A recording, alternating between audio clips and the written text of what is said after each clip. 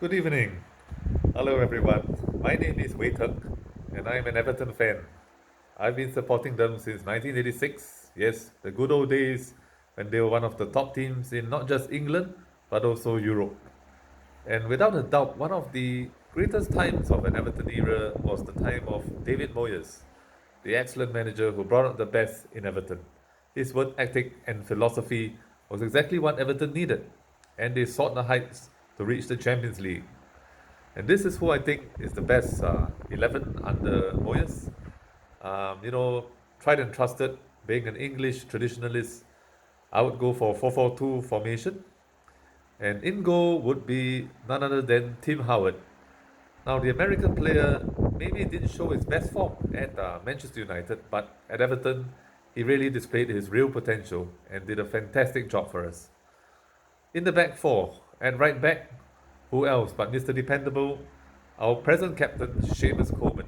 Now, he was bought for only £60,000, a very cheap price at that time, and he's done magnificently. Good pace, good going forward.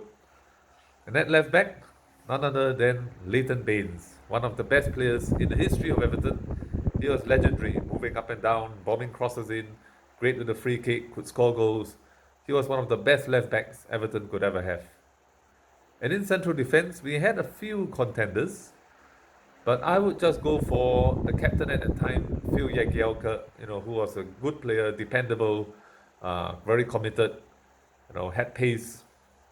And who else to partner him but Julian Lescott? Now, he was a good defender. He played well at Everton, He was aggressive, he had pace as well, left-footed.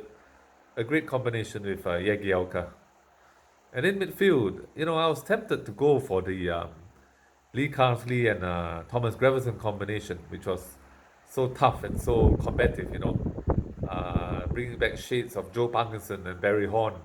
But I would just have a little tweak here.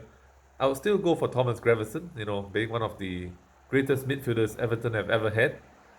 So good that even Real Madrid signed him, which is unheard of these days. And partnering him would be Marouane Fellaini, one of the outstanding purchases by David Moyes, £15 million. And he was magnificent. He was like a god at Everton. Certain games he just dominated the midfield almost by himself. Tremendous stamina, good in the air. And of course, he scored that legendary goal when we beat Manchester United in the first game of the 2012 season.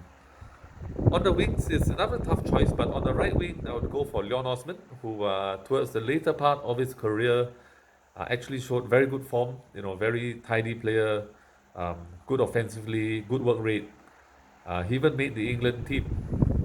And on the left side, none other than Steven Pina, one of my favorite ever Everton players. Very tricky, difficult to shake off the ball, could draw fouls. And he had a legendary partnership with Leighton Baines on the left side. Telepathic, beautiful linking up going forward. He has to be in the team.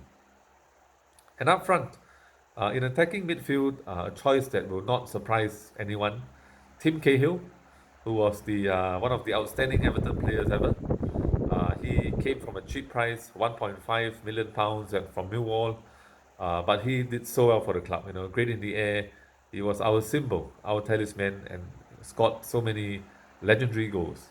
And right up front, none other than Big Dunk, Duncan Ferguson.